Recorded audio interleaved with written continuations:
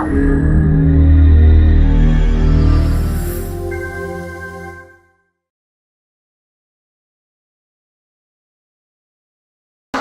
have four amazing people here, each one of you we greatly admire, and thank you for coming here. So Jack's so busy in the background, moving things. But we have Emma Kate Rose from Food Connect, we have Peter Kearney from Cityfood Growers, and Angela Hurst from Wandering Books, and Jack Stone from B1 Third. So this session is actually quite fluid. We didn't give them any information other than the topic itself because we didn't want them to prepare anything and sort of read the script or anything. This is the forum where, under the umbrella, topical umbrella, we talk about anything in a very civilised environment. So what we're going to do is, and there's an apology that Emma might have to leave a bit early for an interview on the phone. So if she sort of runs out, that's when the interview happens.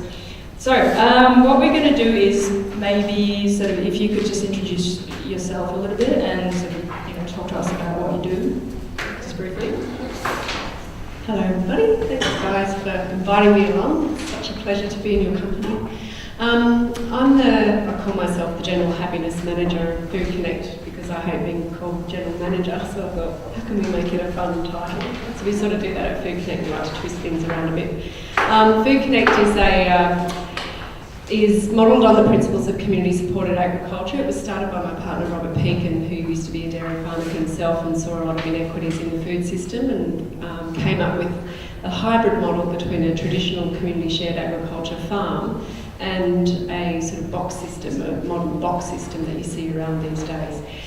What makes us different is that we only source local produce, so within, say, around 4 hours drive around Brisbane. We engage with local food makers and artisans, and wherever possible we encourage them to use local ingredients. The other difference is that we don't just source certified organic produce. We have a label for our food which is called ecological, and all the marketers that we've talked to have said it's too hard a word to explain, the market doesn't get that, but we're about educating and opening up conversations around food. So ecological for us means a variety of different ways of farming, principally minimal chemicals or no chemicals. We won't actually take produce from farmers who farm with chemicals, but we won't exclude farmers who aren't certified organic. So our idea is that by having conversations with farmers about their methods, we can transition a whole bunch of conventional farmers who have been sold this story of using chemicals and being dependent on those to transition to a natural way of farming. And we also like to differentiate ourselves in the way we treat our farmers and our community with respect and dignity and acknowledge them for the good work that they do. And one of our principles is to pay our farmers a fair price for their produce. So we're quite proud to say that for our fresh produce we pay at least 50 cents in the retail dollar back to them so that they can remain viable and stay on the land and have good reasons to invest more into being custodians of the land that they've chosen to live on. So that's me. Okay, thanks Emma. So I'm Peter Kearney and my business is called Cityfood Growers. I've been growing food in cities for a long time, since I was a child, and but really got very interested in increasing my attention on the weaknesses of our food system and the importance of eating organic food about 15 to 20 years ago, and that's kind of raised my whole awareness of the need for change in the food system, and so I started to get quite involved in a whole lot of community projects, and then my business started in 2007, and so now it does a bunch of different things. It teaches organic and biodynamic growing, designs food growing spaces for individuals and farms and commercial organisations. Just before I was here, I came for lunch, I was a client designing a vertical food growing system in a commercial business, And there's quite a number of clients that we have in that area, and it's something that I'm particularly passionate about in urban agriculture is to work on ways of making urban agriculture commercially sustainable so that we can truly create new farming pathways for people in cities, because it is possible and it is definitely happening in other parts of the world. The Mill and Farm project, which some of you may be going to have a look at tomorrow, is an initiative that I started or have been coordinating. It's been part of a whole large community project in Sanford, and that venture is very much focused on that point of designing a duplicatable model of urban agriculture which is commercially sustainable, so that we can really create a pathway to get, to build up food production, to supply people and supply food to people like Food Connect as well, and to local communities, so it can be distributed and grown very locally. So my work's all about healthy food and getting people connected to it. My name's Angela. I've got a checkered history in food, and my most recent project is my first major business, which is called Wandering Cooks. Wandering Cooks is an incubator for new food businesses. It's a place where if you have an idea and you're starting out and you need resources, we're at the coalface of that. So we're trying to find various ways to help you actually make your business work and sustainable at the same time as trying to make our own business work and sustainable. So we throw off a lot of ideas and we try out a lot of projects. The most established one, which has been running from the 1st of November last year, is our actual kitchens. So we have 5 kitchen spaces that we rent out that have various levels of sophistication in them, and therefore various prices. We have currently, just counted it yesterday, we've got 35 current kitchen customers, so 35 small food businesses using the kitchens at the moment, which is pretty cool. There's still a lot of capacity in them to go. The first thing that people realise they need when they start a food business is a kitchen, because Brisbane City Council tells them that. Then they start and they go, oh, God, I need some customers. So we're working on that aspect of people's businesses at the moment, is trying to find more ways of linking people that are starting food businesses with more people that actually want to eat their food. So we have, on Thursday nights at our warehouse in South Brisbane, we now have a truck night called Thank Truck It's Thursday, which is supporting a very new wave of food business that's coming into Brisbane, which is mobile food, gourmet food trucks, that need to park on private property in order to serve it. We've got a trade show that we've started at the beginning of the year, which is designed for people that are way too small for traditional food trade shows, but still need to get their produce out there, their products out there. So we invite wholesalers, cafes, grocers, delis, bars to come and directly taste these guys' stuff, so they don't have to be schlepping it around the streets trying to find someone to eat it. And that's just being scaled up a level. So on the 9th of November, we've got what is now called Small Batch Brisbane happening, which will be a larger annual event, which is specifically designed just for small food producers, small artisans, food producers in Brisbane. So basically what we're about is increasing the diversity of food offerings in Brisbane, and in so doing allowing people to have much more choice about what they're eating. There you go. It's really tough to follow. It's amazing speakers. Jack's my neighbour too. So she had a go 4 months ago now. I have a go. She doesn't have a go. I'm too busy to have a go. We have a garden at Wandering Cooks. That's right, big garden. My name's Jack Stone. I am the director of an organisation, a company by the name of Be1 Third Neighbourhood Home. Be1 Third is centred around the global message of 1/3 of our global food supply is directly contributed to by the pollination of bees and pollinating insects, whether that be birds, butterflies, wasps, honeybees, native bees, solitary bees. Primarily, when we began as a very, very small idea, 2 years ago, me and a friend of mine had the idea that education was the primary focus for us, and that was always going to be at the foundation of the company's values. So educating people about the importance of welcoming and accepting these different forms of ecology and the part that they play within our biosphere, so to speak, or within our biodiversity sphere. So we work together quite closely with installing and maintaining beehives on top of commercial and private buildings around Brisbane. We have just over 30 beehives and one extra as of yesterday morning, just before the session.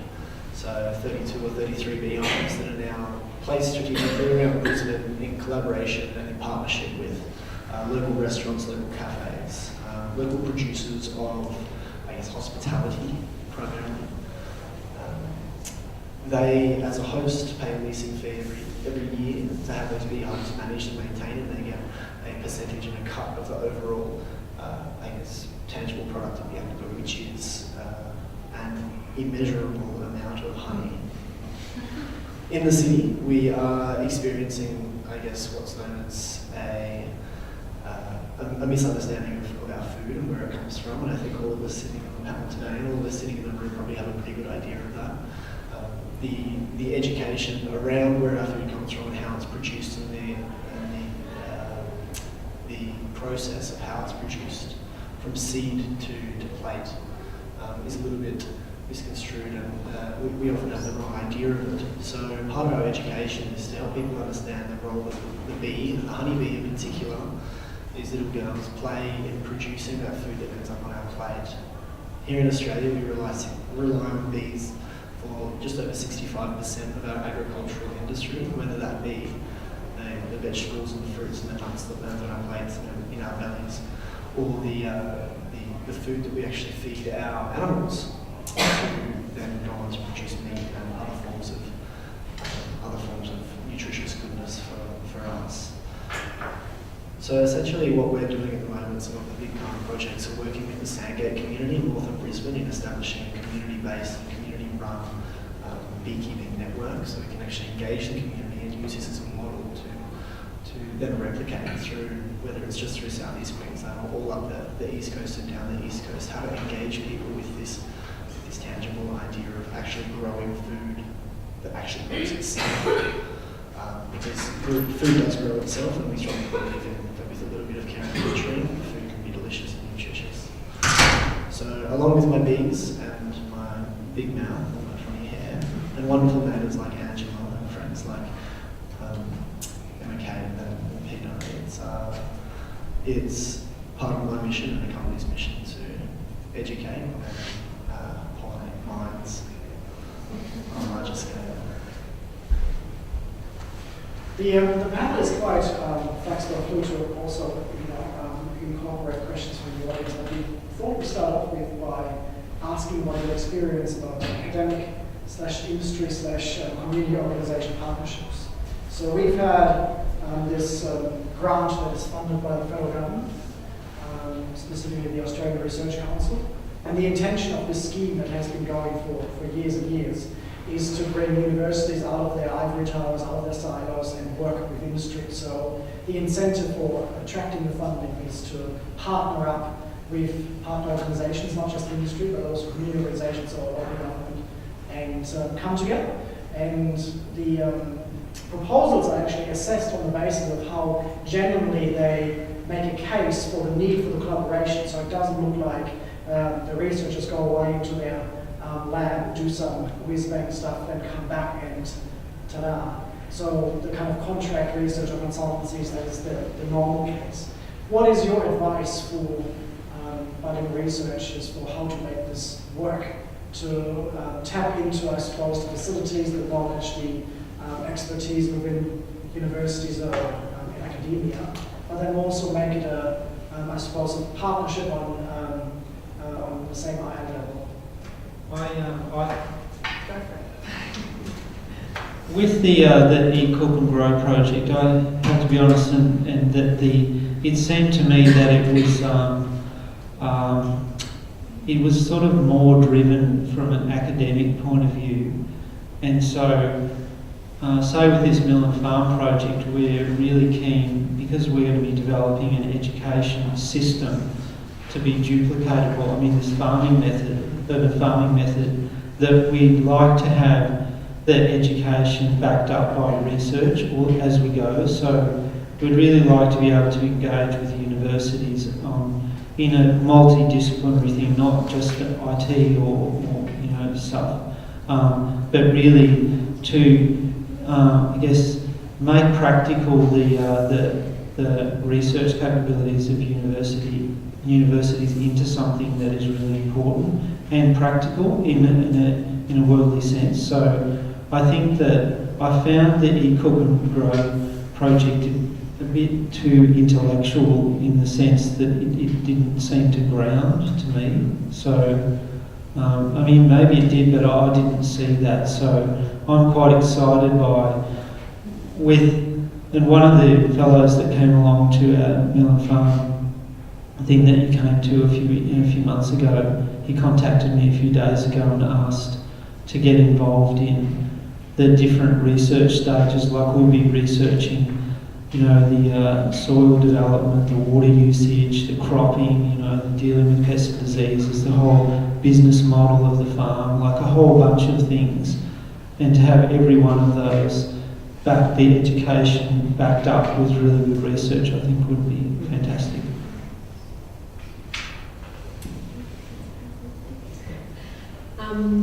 Well, our experience, Food Connect's experience with researchers is really quite a long history, actually. Sometimes we've felt like lab rats for, the nearly 10 years that we've been going, because it was such a different model of doing food. We found that a lot of people in academia have come out of the woodwork and are really interested, from the food politics side of things to IT and design to the social enterprise sector, business. And we've also had corporations approach us to do, people like engineering firms and consultancy firms like Arup have come to us to do life cycle assessments on a Food Connect tomato. And we find, I guess, with all of our interactions with academia, we're very passionate ourselves about reading, like the amount of PhDs that we get thrown at us to read. We actually enjoy that, we actually love the creativity and the newness that comes out of these research projects, so we do encourage it a lot.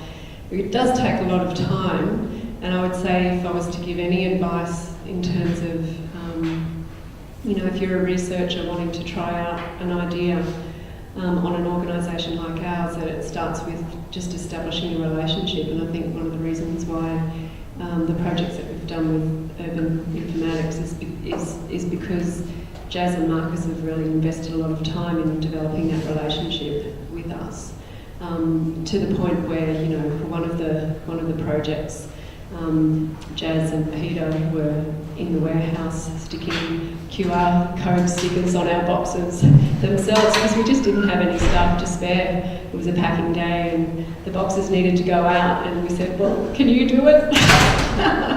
So they were fine. They came in at 6 a.m. and stuck these little QR codes on all the mini boxes along the line, and so it takes a commitment and an understanding on both parties as to the operational constraints on the part of industry or business, but also a genuine appreciation for the sort of work that academia is doing and where it can take us and benefit our, not just our business or ourselves personally, but what we call the food movement, the fair food movement, because we see it all as, particularly in the IT and design space, we see that as a disruptor, as a change agent. So for us, it's like, yeah, go for it. What can we do? So that's my 2 cents.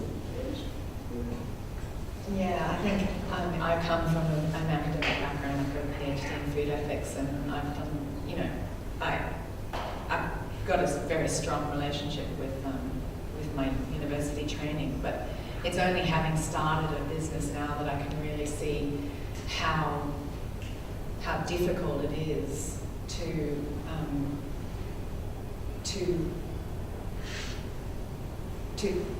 find the space and the time to think and to write the way that would really, in a way that would really benefit the business and the kind of research partnerships that people want to set up with us. It's interesting because I get emails from people who are doing research projects and they've got particular things that they want to ask me, and they ask me and they write these huge emails, and I think they don't even understand that I don't have time to read this email, not like answer their questions. And so I thought about that tagging. It's like, that would be a really great thing to do, is if you're going to work with startups or small businesses and you really want access to their knowledge and their experience, and the customers come in and clean the floors. I mean, we spent 8 hours this morning, human hours cleaning the floors. Like, that's the reality of a food business. And if you want to come in and clean the floors, you can ask me whatever you like. So I think the difference between interacting with someone like us who are doing things that no one else is doing, but are also not making very much money doing that, to partnering or creating linkages with corporations or large industry that have a lot of money to put towards these things and can gain a lot of benefit from the research. Very different kind of relationships to form. I really back up those points. I mean, if you really want to get to know the true answers to the questions that you're asking, then put your feet in the soil, put your hands in the dirt, and start actually doing what the proprietor is doing, the people who are driving this. Questions are great, but for me, just like a lot of others on the panel, I don't have a lot of time to sit at my computer. I get to it twice a week for a total of about 4 hours.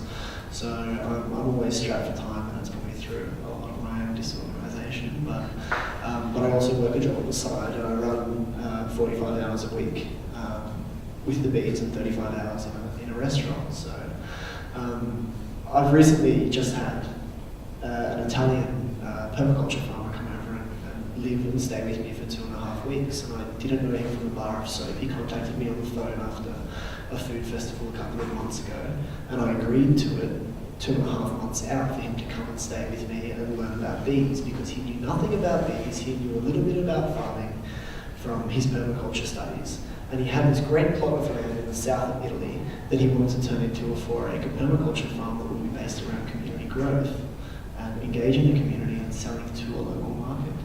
I thought, fantastic, I've got this opportunity now, not to sit there and try to make people understand my answers, but actually give some practical advice in a practical setting. So every day he was up at 6 o'clock with me, regardless of whether I was up at 7.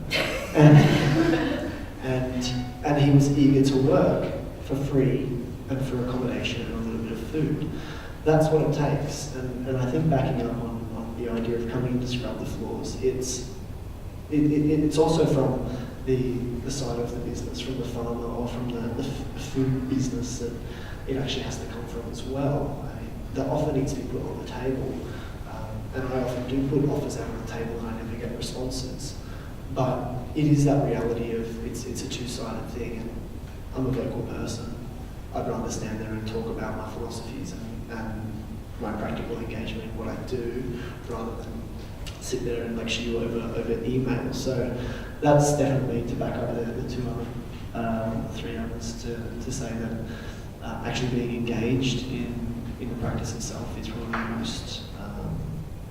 the most affordable for our time and also for our practicality, but also in a broader sense as well. I mean, when I first met with Jazz and I first met with Marcus, it was kind of like a bit of a fledged idea of how do we wanted to develop I wanted to develop some form of an app or collect some data around how beehives actually operate, how these little girls operate within their hive, and how to let people know when it was the right time to get in their backyard beehives. If they were budding beekeepers looking to learn about bees, but maybe didn't have as much time as full-time beekeepers do to be inside their bees every week or 2 weeks, how do we help educate people around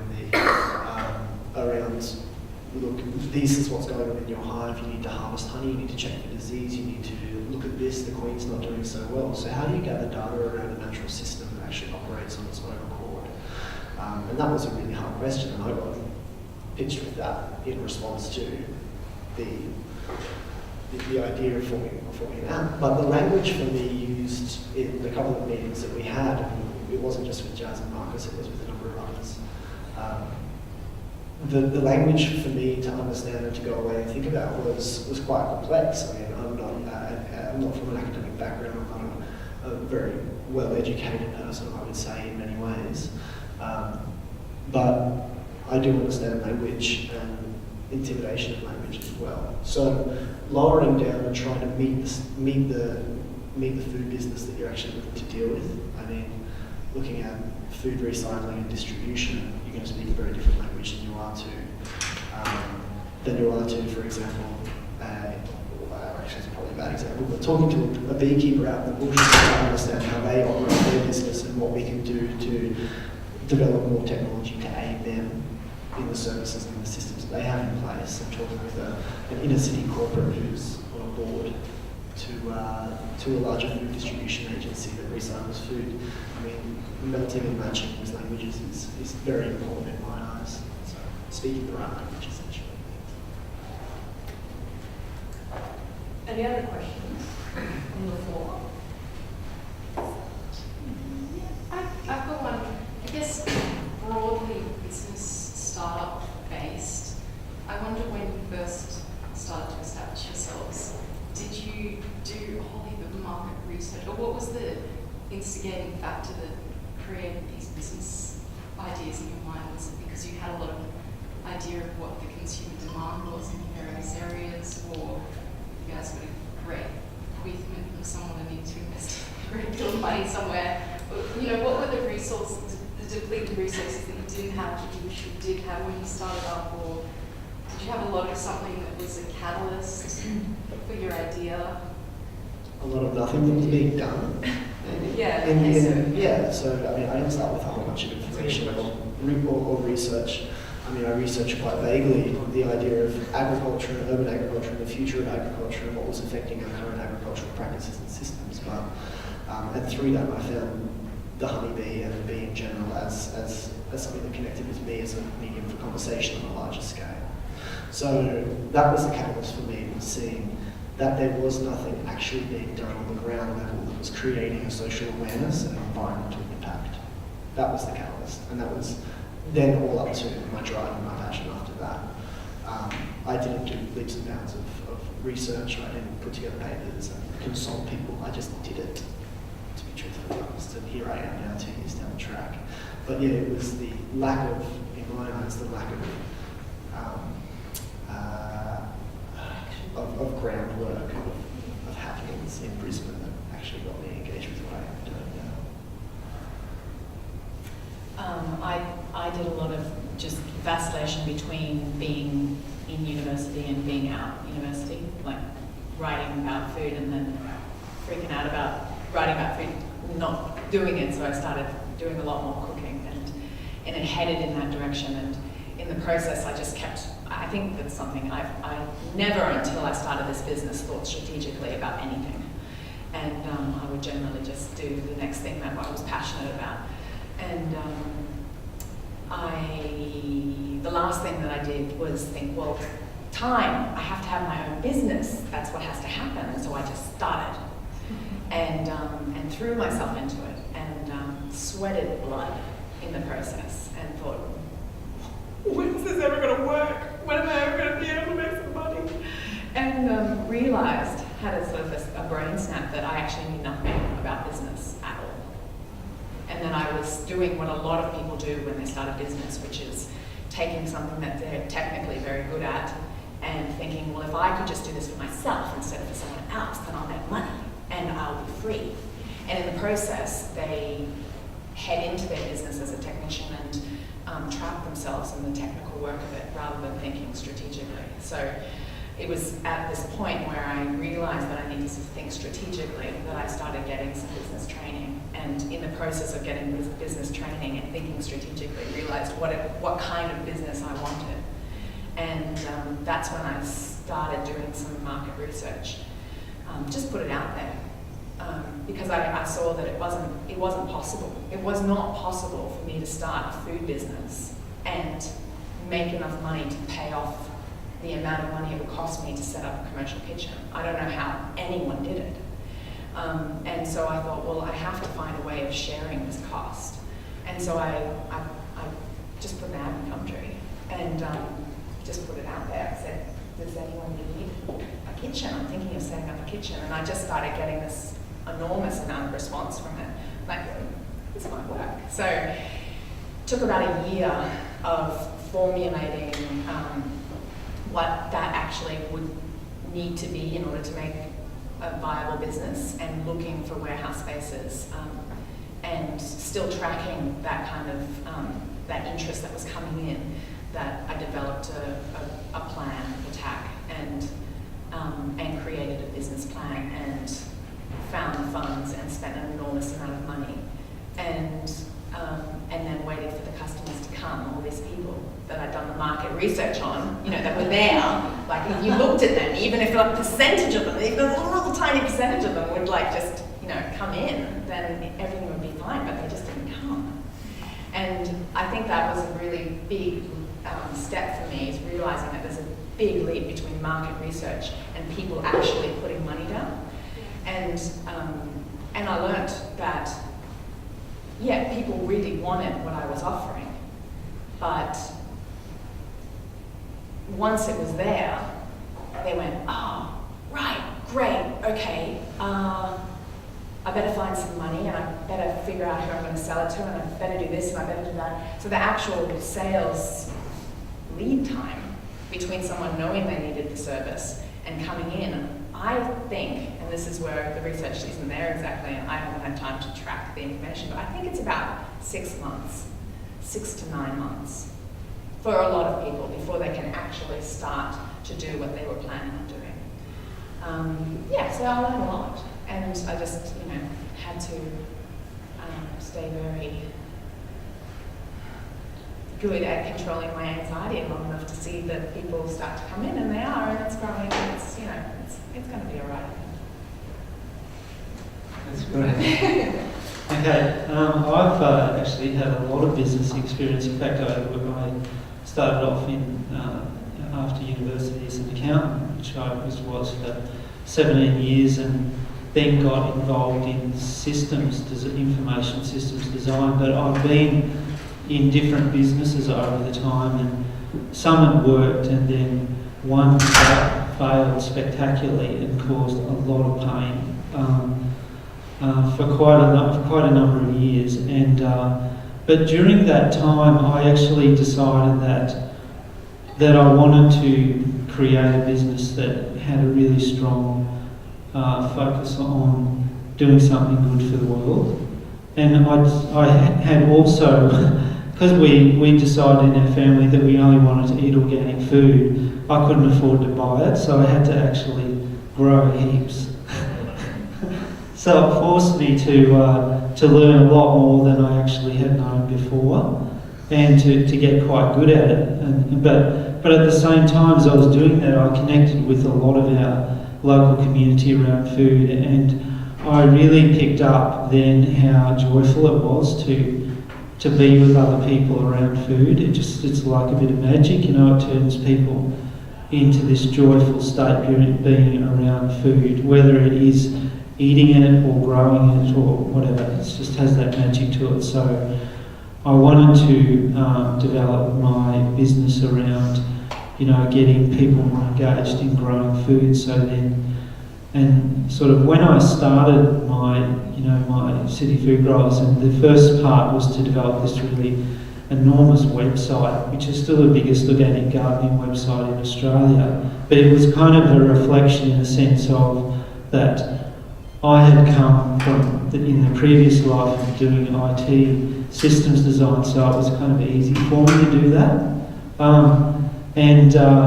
But then it just started to weave in different directions, and even with that site, you know, the venture that had gone bust, it was quite a big IT venture that was incredibly complicated with lots of partners and directors and all sorts of things. I thought, that's it, I don't want any partners anymore, I want to do it all myself. And so I had done it for a while, and it's just, I've got some partners now, but I was sort of going through this evolution, I guess, in getting over the pain of the last experience, and then my business has just moved in different directions by being really persistent and observant, you know, and I mean, I kind of see that as an ideal quality for anything, and particularly because I teach biodynamic, you know, food growing, and I mean, any organic growing method really requires you to be really persistent and incredibly observant. So if I was to give some advice, it would be that those two qualities of persistence and objectively observing how you are, you know, and what happens, rather than getting too emotional about it, would be the most important things. Thanks, Peter. Wow. Well, I've started my own business before and worked as a partner in my previous life when I was a criminologist, but that's another story. But Rob started Food Connect. He didn't actually start it. He lobbed in Brisbane for personal reasons and got quite angry when he was listening to a report on the radio on ABC about the state of the markets out at Rocklea, and he rang the ABC afterwards and he said, oh, you know, this is just, it's not right, and you know, there's a better way to do these things. And they said, oh, hang on a second, who are you and what are you about? And he said, well, I've been setting up these little one-farmer CSAs for the last 7 years around Australia, and I'm up here on the Sunshine Coast at the moment doing one myself. And they said, well, can we get you on and talk about this? And it was supposed to be a 10-minute interview, and it turned into a full-hour interview with Steve Austin in the morning. And then after that interview, a whole bunch of Brisbane mums rang the station and said, what's that guy's number? We want to get something started. So it wasn't an intentional design right from the start. He had no idea that this was even going to fly. He just knew that there was clearly some, market research as a result of one interview, and just a gut feeling that people were sick and tired of being disconnected from where their food was coming from, and that there was a much bigger need out there for people to really know their farmer, know how it's grown, have a say and a bit of control over the food that they consume. And then he, got educated, not just about business, but about, the deeper aspects of food sovereignty, about human rights around food. So for him, it was sort of a social experiment to start with. It was always called a project up until around 2009, when other interstate groups started to knock on the door and say, we want to replicate this model interstate, let's go. And so we were sort of sitting around looking at each other going, what do we replicate? We haven't documented anything, we've got no formal processes, we just do it. So in terms of, what do you need? I think you just need, and as Ange said, you can do as much market research as you like, and it's evident there. I mean, we've got nearly 7,000 Facebook followers, we've got 3,500 Twitter followers, we've got lots of support out there. Yet we still only deliver 500 boxes a week. So, how does the interest and the support in what you're doing and the feel-good factor actually translate into dollars? Some of the things that have been really interesting for us lately is that we've seen a big increase in competition. So for Food Connect, now that we're 10 years old, we've done those sort of roller coaster rides that a normal business of that age would experience. You have the initial, growth period, you have stabilisation, and if you don't make particular choices at that point in time, the right choices, then it could go down and be quite disastrous, or you could just keep going at that level and then wait for your next burst. What we've found is that we've sort of hit that peak in about 2009. Robert was taken out of the business to help other replications, and with that, a lot of the expertise within the business and his inability to let go caused the business to suffer. So there was a huge restructure and a review for a couple of years there, and that's when I came in to help. And we're seeing a bit of a renewal. It's not so much, I wouldn't call it exponential growth or anything like that, and it's certainly not funded. Like we've always self-funded. Our customers fund the business through a subscription model. So they pay up front for their food. It's the commitment that they make. We also made it more flexible because we got lots of feedback that it's not affordable for some, so we're trying to be, at times, all things to all people. But we see a lot of capital in our social relationships, not just from the farmers but also the city people who are buying from us. And for us, that would be our greatest resource, is our social capital. And that was demonstrated this morning at 6 a.m. when 20 people went out and helped Franco, who suffered a family tragedy over the weekend, couldn't harvest the broccoli, he was so shell-shocked. So 20 of our customers went out and harvested for him this morning. So that is what keeps us going. And it's sort of the bigger picture of the why. And you can throw money at businesses like ours, but, and yes, we'd love it if there's anyone out there who could do even more good. But I feel personally that without that constant tension of trying to survive as a business, you're actually losing a lot of your creativity and your innovation. I like to say to my staff that, as soon as you start feeling things are going okay, that's when you need to wake up, because that's when you need to go, okay, well, that's good, it feels like things are working, but what's the next thing that we need to focus on? What aren't we doing well enough? What could we be doing better? So I don't know. I just rambled then, but I don't know if I answered the question. Are there any more questions? I've got a question at the moment. I can speak now. It's okay. So I think, with the exception with you, Angela, I think the three of us and with us, when we sort of started to think about collaboration, the interest area was sort of food technology and design type of thing. So what would you, at the moment, what would you like to see happening in that space, if you could? I mean, obviously, with any kind of research process, we have to negotiate their academic needs, their your own needs as well, and the people involved, everything. So it's a negotiation process in a way. But if you could sort of get 10 of us here, researchers, and if you could sort of find people to work on projects that you are interested in the space of food design and technology, what would that be? There's so many things. Well, for us, I mean, we would love our farmers to be taught how to use social media and iPhones and smartphones, because we like to communicate to our customers and our subscribers in real time as much as possible what's happening on the farms. We've always had this dream that the farmer would go, hey, look what I planted this morning, and take a photo, and off it goes, and it's onto Facebook and to our customers' inboxes and say, your lettuce has just been planted, see you in 6 weeks' time, that sort of thing. That would increase the engagement. So things that would increase the touchstone and the engagement. On a really practical level, I mean, Food Connect designed its own ordering software because of the complexity of the system that the business model that we run with, using Ruby on Rails as a platform. The problem with that was that it was so expensive to keep developing it and to maintain it, because we kind of sold the notion that Ruby on Rails would be the next big thing, not PHP, and that the community of Ruby developers would actually drive the cost down of development. And we went along with that for quite a while, but kind of fell behind because the development costs were so expensive.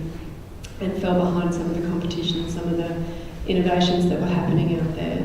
We've recently transitioned to a PHP-based off-the-shelf system that's owned by eBay, and we hate having to go there, but at the time it was the most economical decision we had to make.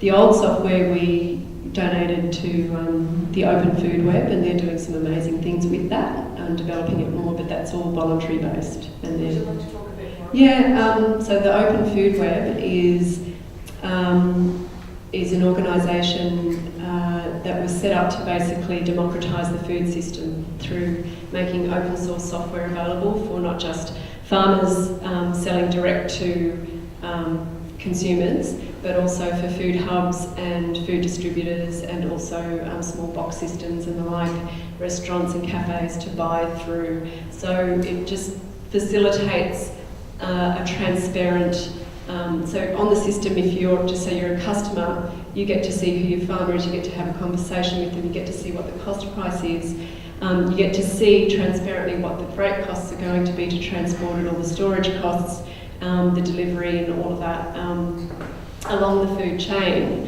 so that you know as a consumer exactly what you're paying for, where it's coming from, how it's farmed, and so the idea is to basically disrupt the food system by being super transparent and educating people that way, just on a transaction basis.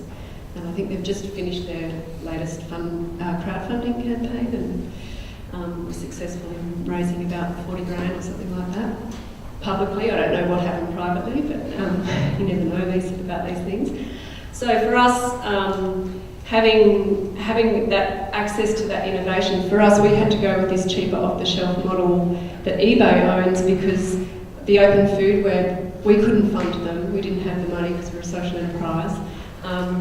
The lack of investment in that space has left us with a system that we're not really that happy with, and we really want people like Open Food Web to be successful, so that more organisations like us, because we don't want to take over the world, we just want to see more disruption in the market. And there's, Coles and Woolies own 80% of the market, and so that's 80% for us to take back, right? So there's plenty of room for thousands of small food hubs and food entrepreneurs out there to do their thing and create a great diversity of within the system. So it's more about getting the movement, giving it traction, getting them successful and viable. And I think that's where we still need to work it out. Okay, if you can get free software, if you can get software that's constantly innovating and helping people connect back into this fairer food system, is it still going to allow the players to be viable? Like, is someone missing out financially? And if there's a lot of ethical questions around that too that need to be thought about. So they're just a couple of ideas. Okay, so with our website, our subscription website, what we've got a really large development plan for that at the moment that we've been playing with for a while now, but we'd like to get some help. And the way the website is now is it's a paid subscription site. It's got about 3,000 subscribers, and it gets about 10,000 visitors a month.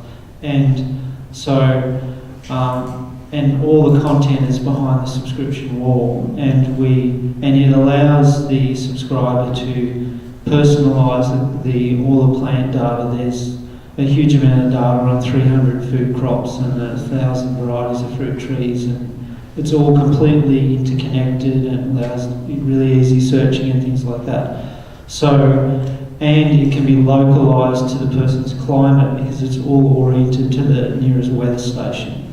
So it's really neat the way it's designed, but what we want to do is actually open up all our content onto kind of a whole wiki sort of social networky, open, more sharing type of newer interface, but at the same time significantly deepen the personalisation, so that not only does the content personalised to the person's climate, but it also personalises to their actual growing activity, so they can map their growing activity in the system, and it'll keep a whole history. It'll prompt to them to their mobile devices or whatever. So it goes down to the deepest level of personalisation for them. So it's actually opening up the site to create a lot more public access, but at the same time generating a lot more value by deepening the personalisation in it. So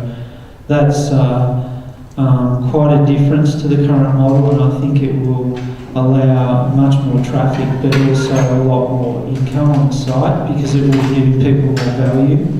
So we've been looking for development partners on that for a while now, and for funding. And I mean, because it's technology based, if an organisation like a university could get involved in it as a project, I think it could be a really, really interesting commercial, quasi-commercial sort of partnership that could, and it's certainly in the development plan, it's designed to be a globally duplicatable, with the climate and the content and the languages and things, so it could become a really big resource that can be duplicated. So that's the big IT project that we're focusing on. But it's kind of sitting at the moment because we're looking for funding, but I'd like to be able to explore ways of doing it without much funding, because it really is, it's not about physical things at all, it's about, stuff in the head that needs to be done. That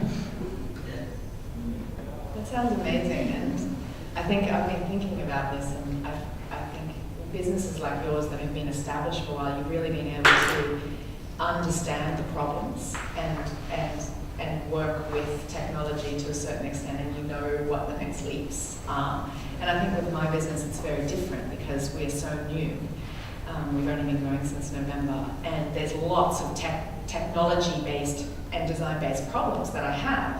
But partly what I need is someone to sit down with that understands that there might be solutions already out there in the market, there might not, this is the way you could head, this is the way. I need someone to be my technological director.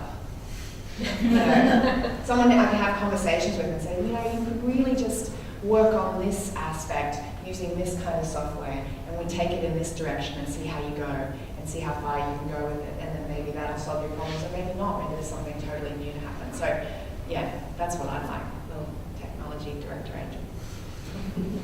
Everything's an angel. The cleaning angel. You're the best cleaning angel through the doors. That's a good one. I think I'm quite similar to Angela that my business is quite fresh, it's quite new. From the beginning it was always just a couple of us driving it with no real idea of what direction we were going in. Now it's just myself driving it. The two others have either dropped out or been asked to leave. They're not really contributing much. But that's what happens in business, hey? It's kind of a reality of it. But one thing that I'm really, really passionate and interested in is actually communicating the hardships of the farmers themselves, very much like Emma, Kate and Rob, and what they're doing through Food Connect is seeing the struggles of farmers in real time, in real life, is really quite an upsetting thing. It's something that instills a lot of, vigor in you as someone who's quite passionate about agriculture and the future of agriculture. So when I'm spending time with commercial beekeepers and beekeepers who are really seeing struggles come from the drought, from the lack of honey flow, like we're having a honey crisis in Australia at the moment, where we're down about 60% of our annual honey production. Capilano, biggest honey buyer in the Southern Hemisphere, is buying honey for twice as much as it ever has before in the past. So there is a really, really strong demand out there, and beekeepers are trying to meet it. But essentially, what beekeepers do on a large scale is they provide both pollination contracts and they supply honey. So they're either after one of two things: they're after pollinating crops, being paid per hive or per pallet of 4 to 8 beehives to be dropped in orchards strategically placed through orchards to pollinate the flower to produce the food or the crop at the end of the day. Or they're using large, vast spaces of land with constant flowering crops to produce a specific type of honey, so a specific type of flavoured honey. What I would really like to see, firstly, I think there's a huge amount of space for innovation when it comes to this primary industry side of agriculture in helping the public understand the true vital role that primary industries do play within our environment here in Australia, and somehow being able to map that and put it into words that the public can understand. Because without primary industries, we would suffer a lot through our agricultural system. One thing that I'd really like to see focused on is seeing how we can monitor and, I guess, collect data on how much the bees that are in orchards are actually contributing to the pollination. So looking at, I know the studies have been done with native bees in particular, and looking at macadamia orchards and the level of, I guess, yield to come from having native beehives placed within macadamia orchards, the native bee and the macadamia flower. It's kind of like the most beautiful symbiotic relationship in that they work for each other, and it's quite a perfect match. It's not always as a perfect match for a pollinator like the honeybee. So the honeybee essentially is after nectar as its primary source of hunt, and in that process pollinates through brushing its hairy backs, as you can see on these girls, the hairy backs and the thorax up against the pollen stamens and stigmas of the flower that causes pollination to happen, but it's all in search of the nectar. So if honeybees are dropped into an orchard with a beautiful bushland right next to it, and the amount of nectar coming from the bushland is higher than the orchard, the bees are going to go to the bushland, and the orchard is probably going to suffer in its yield because the bees aren't fully attracted to be there. But what I'd like to see the innovation kind of come into play is monitoring how much of an effect the implementation of European bees as a primary pollinator has on crops, both in a wild setting and in a commercial pollination setting. How much pollen the bees are actually bringing back of a specific type. There are ways to measure how specific strains of pollen through where the bees store pollen in the hives. But how effective are these bees and how much are we going to miss them? We rely strongly on wild pollination as well. So not only commercial beehives contribute to pollination, but it's wild pollination, bees that live in hollows and birds that attract the nectar as well and pollinate. So how strongly are we relying on commercial pollination? And is it something that we really should be quite scared about? Because I see the fear in the eyes of the beekeepers when they've got 1,000 beehives sitting there doing nothing. But is it something that we really should be fearing? Is my business founded on something that actually is not as scary as we may think it could be? Because for me, reading reports and reading all of the information out there, it seems as though but nothing's really coming from the agricultural sector here in Australia. It's something that we don't talk about as it seems. Without bees, what actually happens? So through technology, the development of technology, being able to engage with local beekeepers and commercial beekeepers, to work together with them on developing monitoring applications for their beehives would be something that I'd really like to see from my interaction with the industry that I work in. I was thinking that a bee camp. A bee camp? Difficult. They do have monitors for bees, and they're strapped to the back of bees that monitor where they fly and what flowers they visit, what sections they visit with calling points through forests. So that's something that's coming out of CSR in Tasmania. Okay. But not so much of a bee camp. A former colleague of mine built a bee camp, and I think the software's been released, so if you want to play with it. In what sense is it a bee camp? She's a beekeeper and a technologist, and so there's a camera on the hive, and she's tracking bees coming in and using that data to know something about the health of the hive. Yeah, there are systems out there that measure, and there's... But my point is, she'd be very happy to work Totally, with this sort of totally, going, yeah. so- there are people. If that's open source information, I'd really love to try and get my hands on it to try and introduce to some beekeepers here. I know there's some stuff coming out of Slovenia and Eastern Europe that's quite well progressed in that beekeepers over there are far more engaged in the tech side of things. They're a little bit more switched on because they're smaller scale beekeepers. They're not having to deal with thousands of hives. They're dealing with 5 to 10 to 20 to 100 hives max each.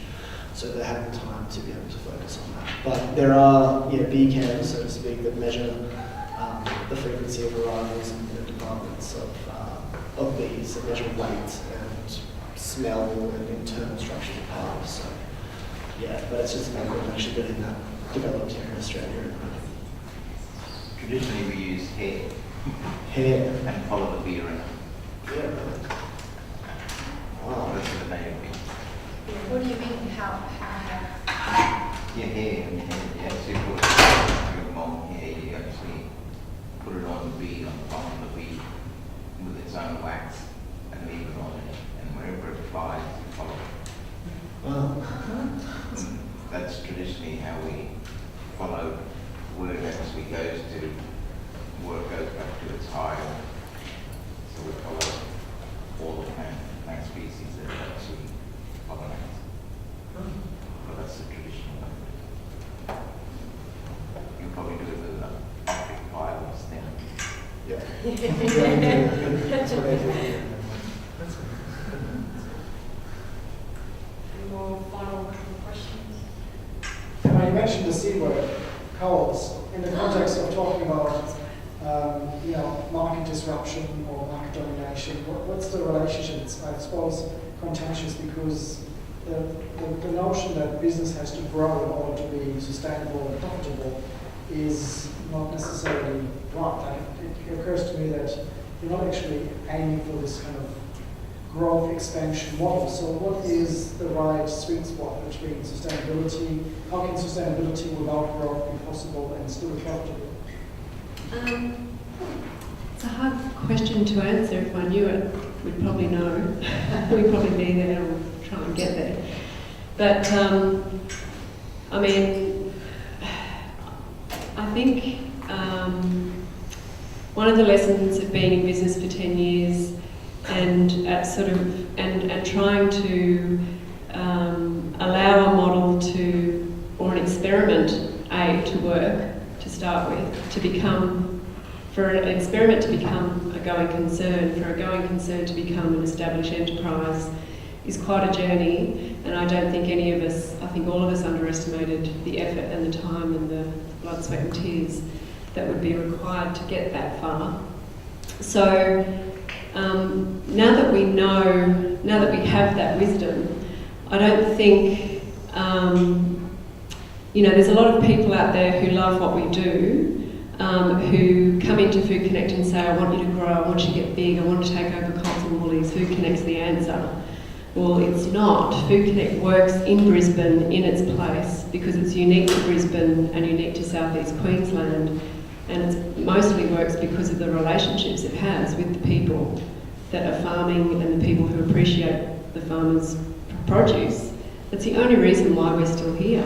We're not here because of business savvy. We're not here because,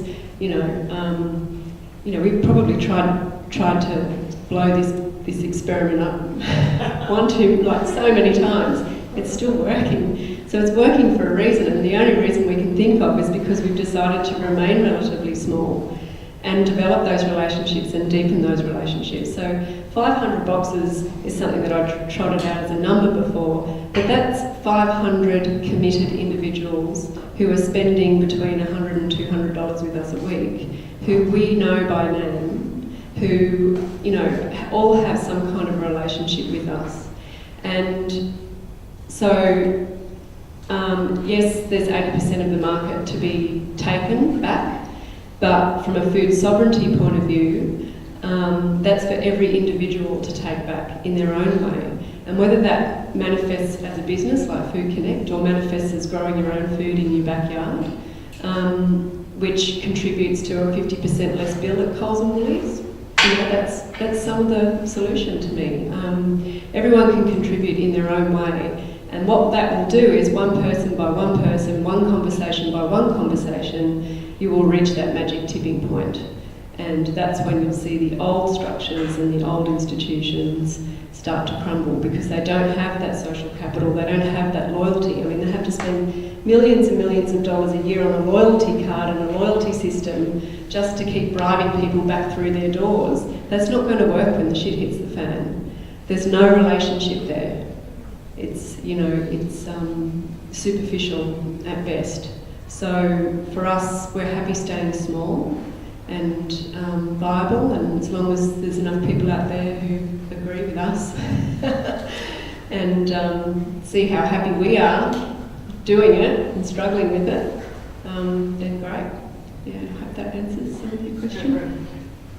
Yeah, I actually want to comment on that one as well in relation to the Mill and Farm project, which is, even though the farm hasn't physically started yet, it's we're about to get access to the land, but it is a community-owned enterprise, and really it has a goal of starting a local food system in Sanford, which is a sustainable system that creates employment and, you know, really good food volume for the local community. So it's a very, very local thing that is about creating local employment and, you know, local food. And it's quite funny how the thing evolved, because the Sanford community got involved in this started this process 3 years ago, which was called Sanford Futures, and it was because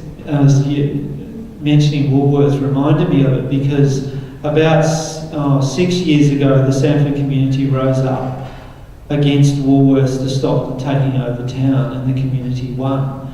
And that was a really big thing for the local community. And then there's a big piece of public land in Sanford that was looking for a use, and the local council was saying, okay, well, you know, the community needs to engage to make a decision on how they want this land to be used, but at the same time, why don't you kind of start a whole, you know, local engagement process to say how you want Sanford to be. So this initiative called Sanford Futures started, and that has now engaged nearly a third of the Sanford community, which is quite a large amount of people. And out of that engagement, there were a number of different focus areas that evolved, and food was one of them. So I chose to coordinate the food one. And the thing with the food was that, you know, people had plenty of land and they wanted local food, but they were all too busy to grow it. So how do we invent a system, a disruptive system that actually breaks that problem? And so that's the core of Mill and Farm, really.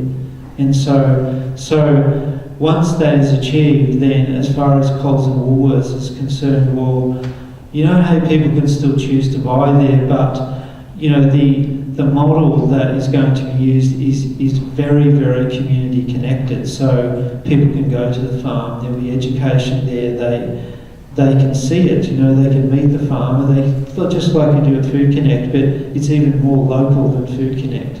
So I think that, yeah, hyper-local, so it actually is, I think the tagline for the venture is creating a local food culture. So that word culture is really important, because agriculture has become agribusiness, and I've heard Rob say that before, but bringing the culture back into food, and Coles and Woolworths is a totally uncultured process. It's all about the lowest price. So if that culture can be brought in, and those relationships that, you know, businesses like Food Connect really cultivate with its customers, which becomes loyalty, then that's what's really important, and people who value that will stick around and leave the other guys. Yes. Can I just say quickly that we're trying to usurp the Coles domination of little pots of herbs by starting a herb membership at Wandering Crooks. We grow an enormous amount of herbs. So the idea is that you pay $10 a month and you can just come and pick as many as you like. We'll have some community secateurs and you just come and harvest as many herbs as you like. There you go. That's right, I'll have it. Right, that's the channel.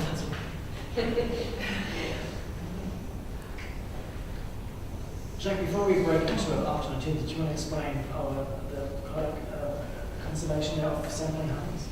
Yeah, definitely. I'm taking off not far after 3 to go and work from there. But yeah, I've got a selection of 4 honeys up here from just around Brisbane. We've got basically with B1/3 neighbourhood honey representing the diverse ecology of our neighbourhoods and communities.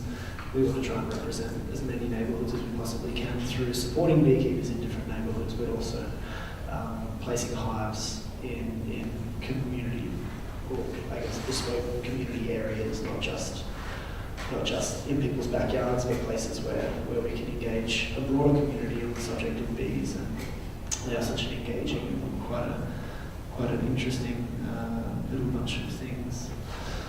So we've got 4 different honeys, one from Newmarket, one from Clear Mountain, one beautiful one from Sanford, which is just around the corner from where Peter used to have his farm, his Cityfood Growers farm. And the last one from South Brisbane. They're all within probably about 15 kilometres to 20 kilometres of the Brisbane centre. And they're all completely different. So the bees are feeding on different flowers that are in blooming season. They're going in all different directions. We've had 6 beehives from the James Street precinct, all produce that are less than a metre away from each other, all produce different honeys. So they're all foraging in different areas of the neighbourhoods of which they're in. We're really proud to say that, these are some of my favourite honeys, so that's why they're up. And I'd really like you guys to try double-ended sticks, and feel free to sample as much as you like, and come out with your favourite at the end of it. But I believe there's a few for the speakers and the members over the 3 days, and they're our most recent harvest, so we harvest seasonally as well, and the honey's change seasonally. So it's not about this single flavoured supermarket honey that we buy on the shelves. It's going back to real food. It's going back to a direct representation of the seasons of which the food was grown. So ugly food, pretty food, tasty food, or disgusting food. It's all food. It's grown honestly and with the right ethical and environmental values behind it as well. So I feel pleasure to invite you all up once you're ready to test and try all the honeys and see if you like them or hate them. That'd be interesting to know. That goes up and you can finish so people can flock to the honey. Oh yeah, one of your friends, Paul, he's a beekeeper, local beekeeper, and we've got 3 of his hives at home, and there's really beautiful top bar beehives that have got windows in them. And my wife, Vicky, runs a childcare service at home, and so part of her routine with the kids each day is they bake this sourdough bread, and then they go down and say hello to the bees, like they see them in the hive through the window like that, and then they have the honey on their buns, It's fantastic. Except when they get the 3 weeks ago, it was a cloudy day and the bees were a bit uptight. They were a bit edgy, and one of them came around and gave them a little tinkle on the ear. Keeping them a little bit afraid, boys. Yes.